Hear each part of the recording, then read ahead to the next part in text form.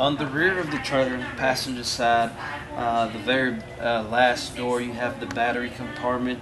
That's your 12-volt battery. It's an Interstate brand, type deep cycle. Anytime your trailer is plugged in electricity, you guys are charging the battery. And if your tow vehicle is properly wired, as long as the engine's running, you're recharging the battery. The battery requires that you pull the battery out every once in a while to check the fluids inside of the battery. Water heater is right next to the battery. Your water heater runs on either electricity or propane. Inside of the trailer, we saw the water heater gas switch. Outside, you have the electrical water heater switch, which is located on the bottom left corner of the water heater.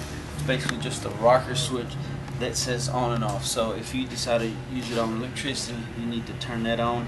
If you decide to run it off gas, then you want to go inside and turn that other switch on.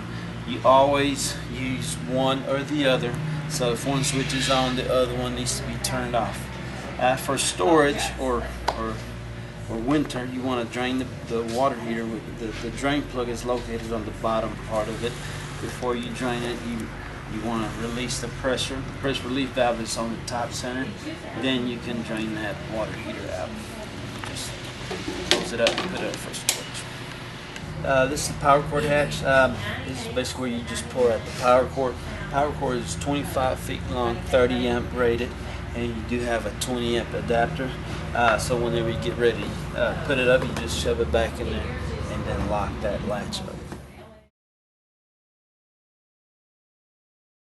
Okay, tires. We have two different size tires. We have the 205 7515, which is a C-rated tire, and we have the 225 7515, which is a D-rated tire. Okay, keep an eye on the tire pressure. On the smaller tire, you want to keep 50 psi cold pressure on it, and on the D-rated tire, it takes 60 psi cold pressure. Make sure you read the owner's manual for maintenance on that tire. Also, keep an eye on the lug nuts. On a brand new trailer, you need to check them every 50 miles for the first 200 miles, and then before every trip. Again, read the owner's manual, and then you have the buddy bearings right there, which you can just pump some grease in there. Still, the axle manufacturer, they still want you to repack those bearings every once in a while. Okay, city water connection is located on the driver's side of the trailer towards the front. Casita provides a fresh water hose, which you always want to use your own hose. Always use a pressure regulator when hooking up to city water. Right next to the city water, you have the dump valves to dump the waste tanks. Okay, you have two waste tanks. You have the black water waste tank and the gray water.